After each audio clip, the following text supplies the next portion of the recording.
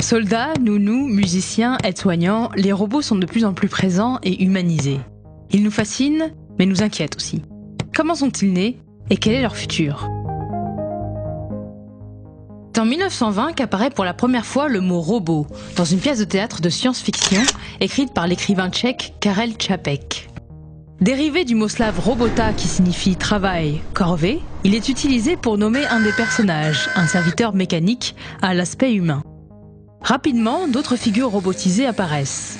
En 1927, les spectateurs découvrent le robot Maria dans le film de Fritz Lang, Metropolis. Avant de devenir des acteurs du monde réel, les robots sont donc en premier lieu des stars de la littérature, des arts graphiques et du cinéma, souvent plein d'humanité, de Robbie le robot à Wall-E, en passant par R2-D2. Ils sont aussi parfois des destructeurs et des ennemis du genre humain, comme les robots de la saga Terminator.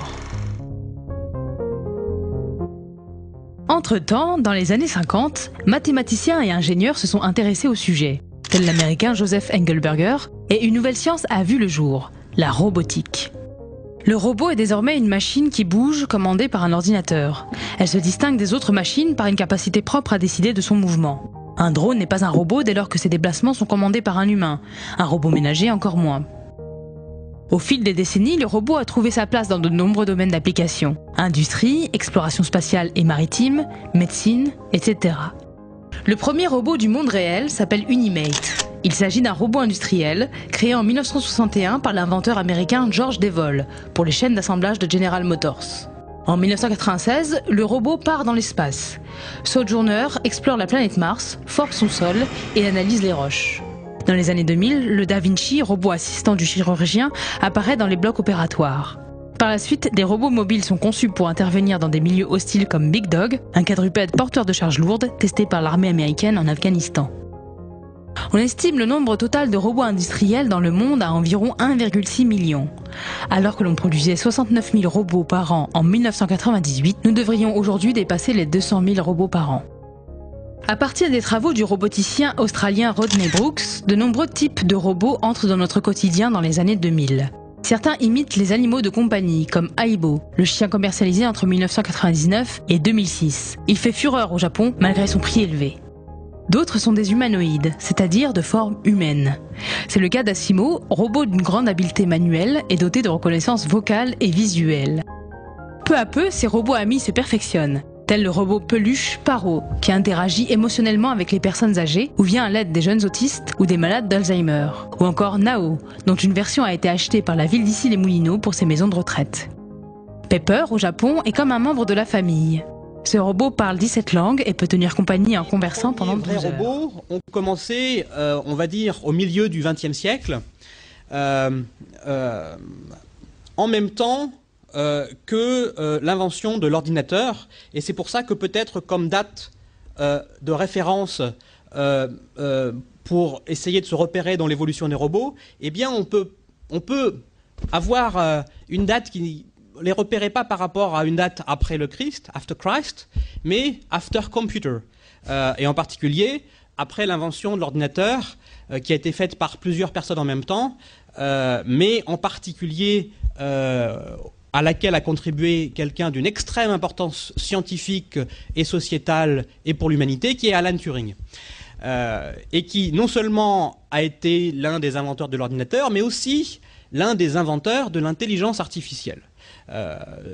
Et également l'un des inventeurs de la vie artificielle, ce que souvent on sait moins. C'est probablement quelqu'un, d'un point de vue scientifique, qui a l'importance d'un Newton, d'un Galilée ou d'un Einstein. Et si parmi vous, il y en a qui n'ont jamais lu de livre sur sa vie ou bien sur son œuvre, je vous encourage très fortement à le faire. Connaître son œuvre devrait faire partie de la culture générale de toutes les personnes d'un pays moderne. Donc les premiers robots ont été d'abord des robots industriels, dont on pourrait parler. Et c'est pour ça que j'ai introduit le terme de robot industrialus, une sorte de terminologie pour parler un petit peu de ces espèces-là, qui ont été d'abord utilisées pour faire des tâches relativement répétitives, mais dans les usines, pour assembler par exemple des objets complexes. Et ces robots, ce qui les distingue des machines précédentes, c'est qu'effectivement ils étaient dotés d'ordinateurs, ils étaient programmables, et ils étaient dotés également de senseurs qui permettaient d'adapter leurs mouvements à ce qu'ils percevaient autour d'eux, de manière très limitée au début, mais quand même. Les versions modernes de ces robots-là existent évidemment toujours. Dans la plupart des usines modernes du monde, il y a des robots, par exemple dans les usines dans lesquelles on construit des voitures. Un petit peu plus tard sont apparus des robots d'une espèce un petit peu nouvelle, les robots Exploratius, dont les versions modernes sont par exemple les robots qui vont explorer le fond des océans, ou les robots qui vont explorer les planètes lointaines. Donc après avoir conquis les usines, les robots se sont mis à conquérir des milieux extrêmes. Et puis le robot mobilis est apparu. Probablement aujourd'hui, les robots les plus sophistiqués qui existent sont les avions. Alors on n'a pas l'habitude de parler de robots quand on parle d'avions, mais les avions ont tout d'un robot.